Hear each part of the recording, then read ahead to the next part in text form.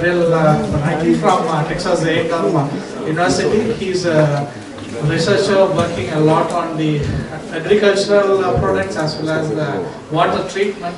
So I think he's going to present panorama of the water problem existing in Texas. Welcome, Bonalti, for this, for your time and traveling so long. No? Thank you. Yeah, here we go. So I understand that the time is kind of tight, so I will try to be fast. I will have 3 videos though, but they are very short, so I will speak very fast in between the videos. I'm working for Texas A&M AgriLife Extension. I'm an extension program specialist, and my team is, I'm part of the OSSF team. OSSF means on-site storage facilities, basically septic system. Anish Jantrania is my boss. He prepared the presentation. He was supposed to be here, so I'm presenting for him. What I'm trying to go over today is present some of the main challenges in Texas and US, what could be the opportunities, and then go into the water direct potable reuse, and then see if there are any options for doing that for septic systems. That's not done yet, but this is what we are working on. And then specifically we'll talk about also a project we have with some students. So the problem is this, the ASCE, American Society of Civil Engineering, in 2017 gave this report where both drinking water and wastewater are in the worst possible class, and they are declining in the years. So I have a quick video of some managers interviewed and explaining some of these problems.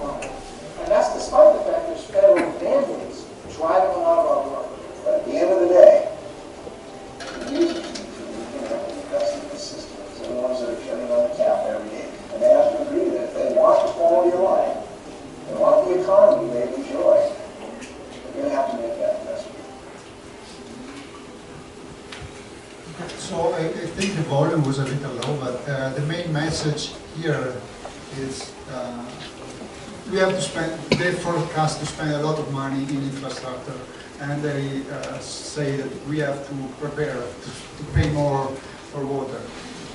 In Texas, I have an example. They forecast for the next 20 years to go over $40 billion, and we think that is an opportunity for our profession. The main challenges are the demand is more than supply, is keep growing, the quality sometimes is not acceptable. As they said, the infrastructure is not sustainable, and the pricing is not manageable. So what are the opportunities? We can go and start looking at alternative waters and advanced treatment systems, technologies. Also different models, different economics, and education. We'll try to focus on the first two. So alternative water means, in our case, focus on wastewater reuse. We'll talk about direct and indirect water reuse. This can be applied on site, hopefully. There could be other sources like rainwater or atmospheric water, desalinization. But let's talk about, we are interested in water reuse. And just to be clear, a direct water reuse means we pipe directly from the wastewater treatment system to the distribution system. If you do a non-direct reuse, we go and discharge the treated wastewater in an environmental buffer. You will need a permit to do this buffer and then reuse the water. And if we talk about potable, you have to directly use advanced treated reclaimed water and blend it in the raw water supply or directly in the distribution system. Indirect, again, you have to discharge that in a water body first. So I want to just show you an example that we had in Texas. In 2011, we had a very bad drought, and 2012 wasn't much better. The next 2 years were still kind of low, so they ended up being the record low levels of their lake. That was their supply. So in 2014, they were able to have a permit from TCQ, which is the Texas Commission on Environmental Quality, to reuse the water. So there is a video again. This is how it looked before. They used 10 million gallons per day, so it's 4,000 cubic meter per day from a lake, from 2 lakes. And then they were discharging the entire thing, of course, treated to the receiving water bodies. And so here is another short video talking about this problem and how they solved it.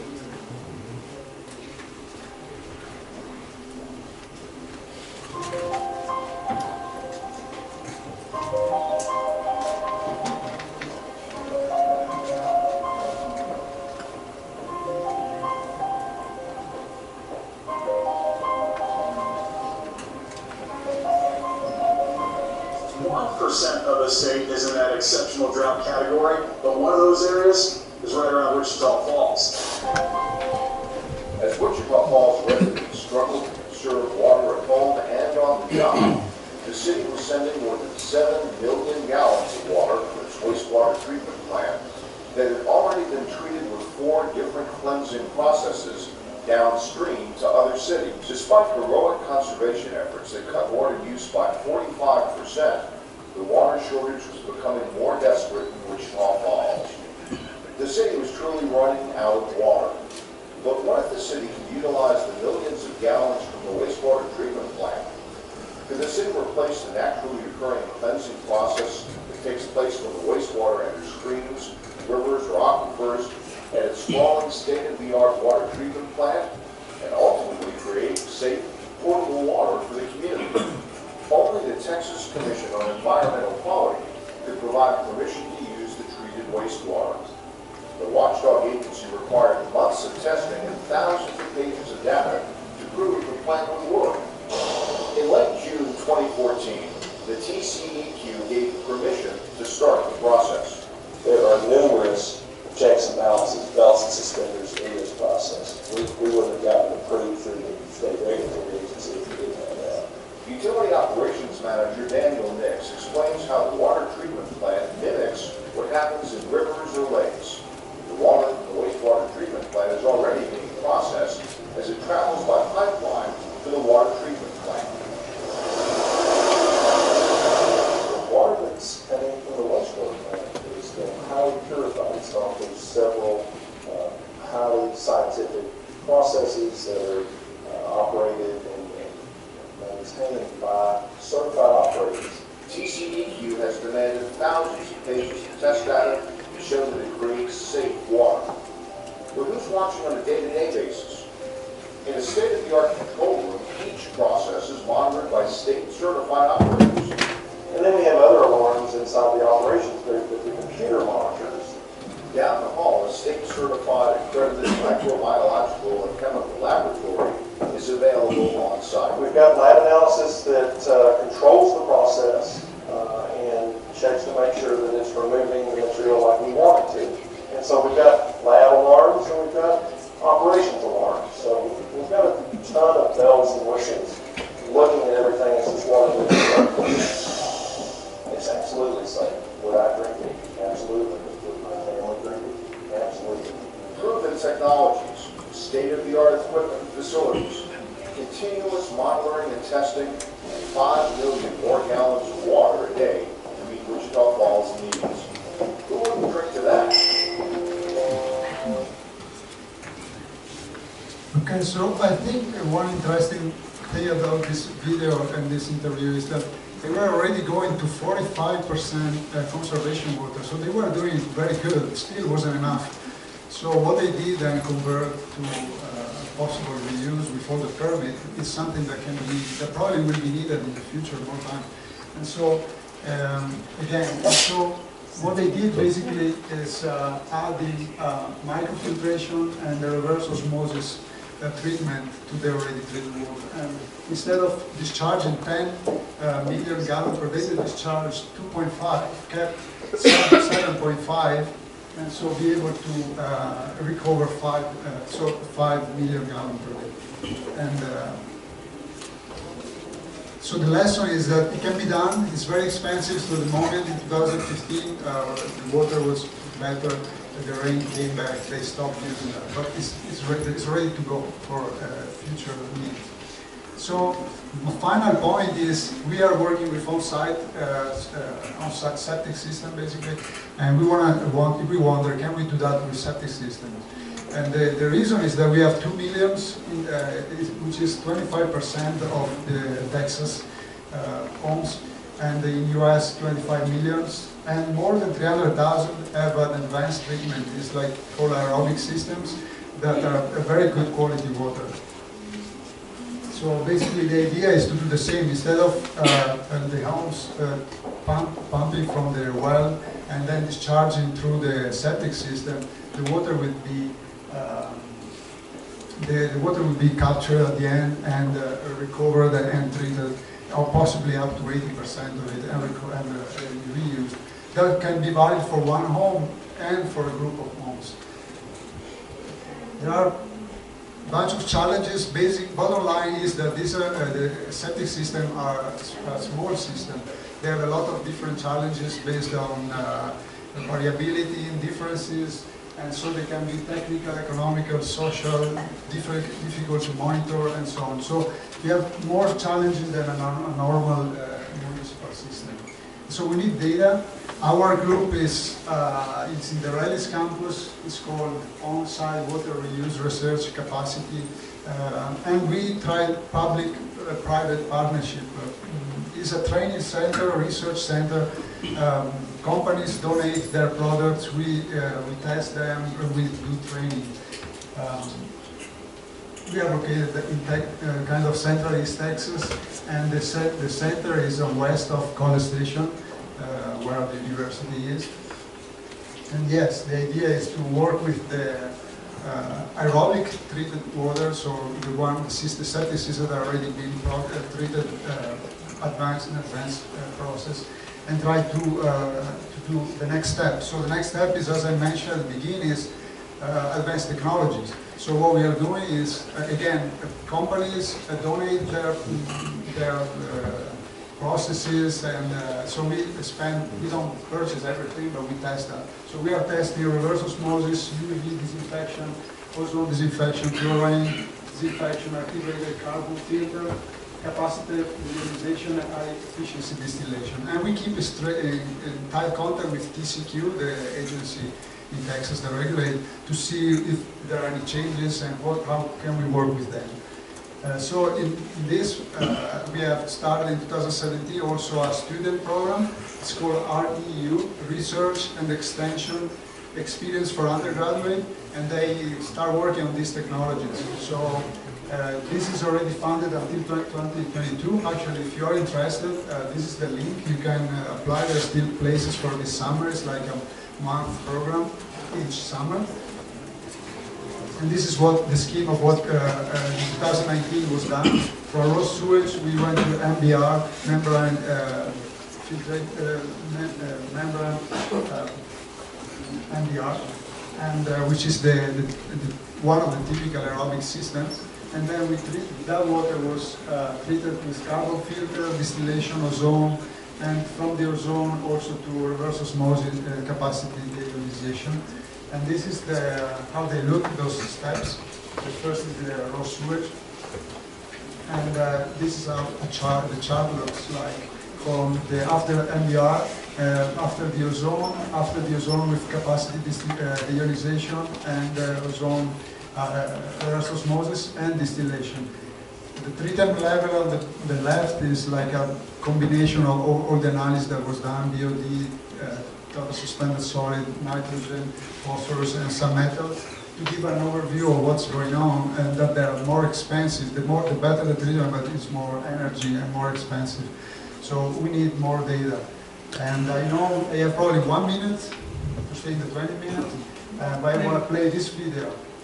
You can proceed. Okay. Can I go? Okay, so this video is a video that the students did. It's very nice. I tell in advance, but I try to edit to add subtitle in English and Spanish. I'm sure it's very bad, but I try to tentative work. Because in the Texas also, we have a lot of Spanish speaking, so it might be useful in the future.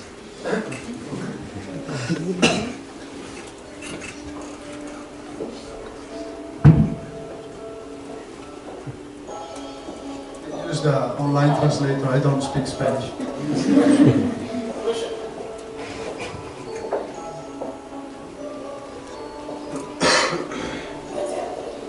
Gray water. Dangerous. Waste. Our project topic was to study the effectiveness of an on-site wastewater treatment train operating on the West campus for removal of organic, nutrient, microbial, and chemical contaminants to achieve direct potable reuse water quality, i.e. to reuse or not to reuse.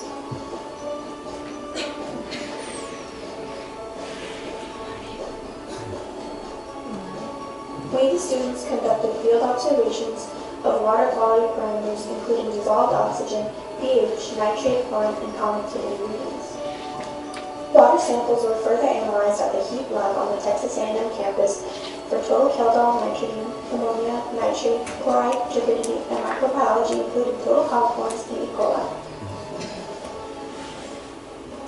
The Water Quality Research, Extension, and Education for Undergraduates, or REEU, was established to provide undergraduate students interested in agricultural science or environmental agricultural engineering hands-on learning experiences in water quality through extension activities related to on-site sewage facilities.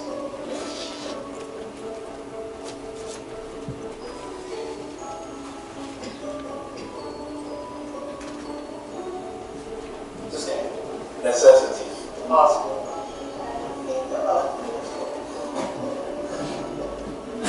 Our program is enrolling until 2023, similar course design and content, and following the program, 8 internships will be awarded to 2 students per year. My experience was full of wonderful discoveries, working with innovative technology, and having a once-in-a-lifetime opportunity to be industry professionals. I had a positive experience with the REU, and I was able to learn something new of how water is an important and growing industry. I have enjoyed my time at this REEU program, mainly because it exposed me to many different types of things. For example, before I came here, I had no idea anything about wastewater. But now I have a very good grasp, and I think about it every time I get a drink. This is my Anish Jantrania, and yeah, this is funded by USDA. And yeah, this is the last slide. And I realized that this is for undergraduate. I know that here probably there are no undergraduates, but if you know somebody, it could be very interesting. So thank you very much. Sorry for running. And question, I think.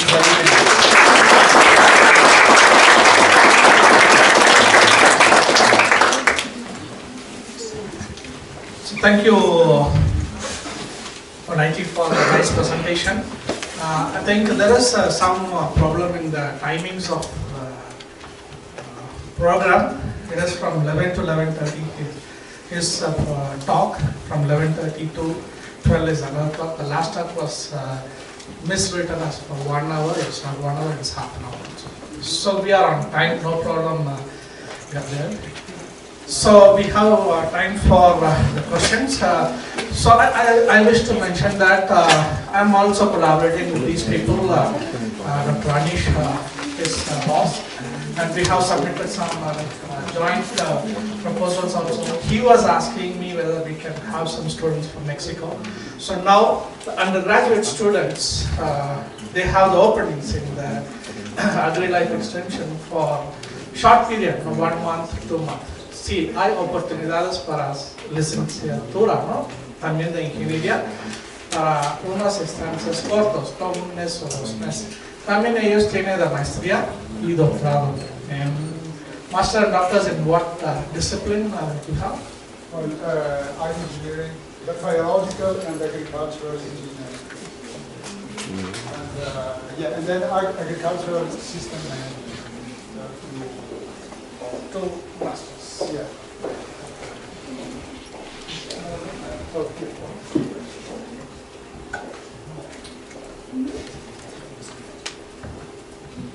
Okay, so now it's open for questions. He is available, so I think we have 2 to 3 minutes for 2 to 3 questions.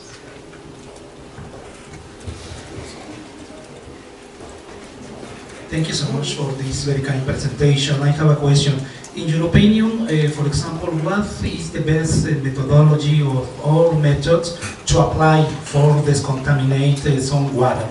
I mean, it depends if you have, for example, VTEX or you have dyes, or you have heavy metals has contaminants or pollutants in water. What is the best technique that we need to apply to discontaminate the water?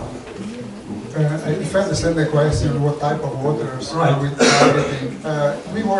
Our work is with septic systems. So we are trying to convert typical septic sewage to a potable water. So that's what you have to look at. It might vary home to home, but that's our target. Okay, thank you. Más preguntas.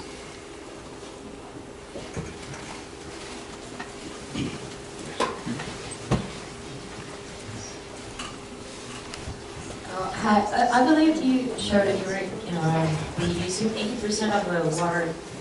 I mean, in which percentage you can reuse the septic water in both the discharges of our residents? How many, or what percentage you can actually recycle? I mean, I thought I also saw something about 80%. rainwater. Oh yeah, our group is working also on that, on rainwater harvesting, desalination, but the presentation was focusing on this part. So the 80% that you might have seen is what percentage I put as possible reuse. I don't know why I put 80% is, I think, something like a reasonable percentage. You cannot probably recover 100%. So we target from 0 to 80% of recovering the sewage water. Okay, yeah, we have this percentages because of the possible leakages and, well, you can actually take the 100% water, potable water used in the house and then recycle it, but I don't know how, well, they just estimated it as 80%, but I thought you were using as well with rainwater and the drainage system. No, rainwater, I didn't talk about rainwater. I just mentioned as one of the opportunities as an alternative water source, together with atmospheric and rain and desalinization. Yeah.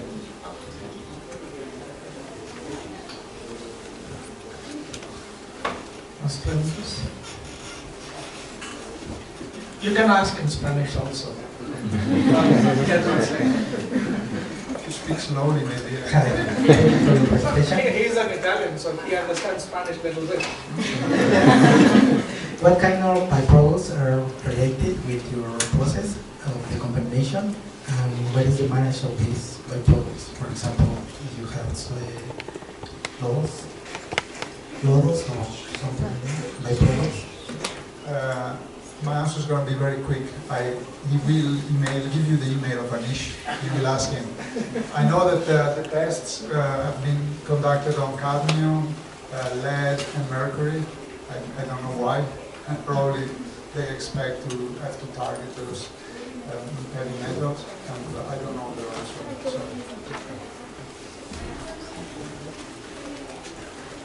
So. Okay, so in case there are no questions, let's again thank Gabriele Bonalti.